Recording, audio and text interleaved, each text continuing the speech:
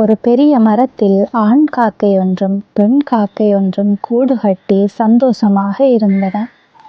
ஒரு நாள் அந்த மரத்தில் இருந்த பொந்துக்கு ஒரு கருநாகம் வந்து சேர்ந்ததோடு இல்லாமல் காக்கையிடம் முட்டைகளை எல்லாம் ஒவ்வொரு நாளும் காலி செய்து கொண்டு வந்தது. காக்கைக்கு என்ன செய்வதென்றே தெரியவில்லை.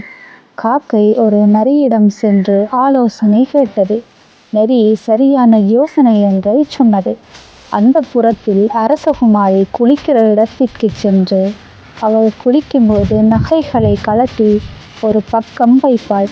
அந்த ஆபரணங்களில் பெரியதான ஒன்றை எடுத்துக்கொள்.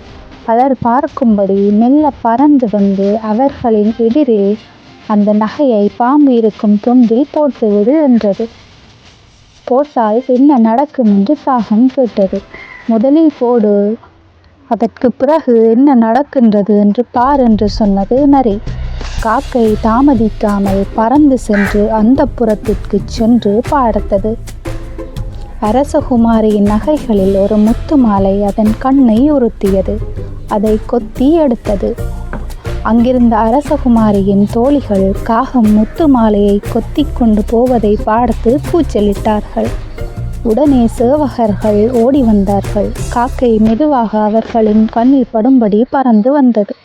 அவர்கள் அருகில் வந்து பார்க்கும்படி அந்த முத்து மாலையை பாம்பு இருக்கும் பொந்தில் போட்டது காகம். உடனே சேவகர்கள் தம் கையில் இருந்த ஈட்டிகளால் அந்த பொந்தை குத்தி கிளறினார்கள். சீறிக்கொண்டு வெளியே வந்த பாம்பை கொன்றார்கள்.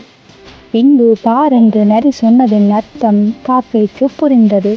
சேவகர்களும் முத்து மாலையை எடுத்து சென்றனர். சரியான யோசனையால் நிறைவான பலனை அடைந்த காக்கை பெருமூச்சு விட்டது. இந்த கதை உங்களுக்கு பிடிச்சிருந்தா லைக் பண்ணுங்க, சப்ஸ்கிரைப் பண்ணுங்க.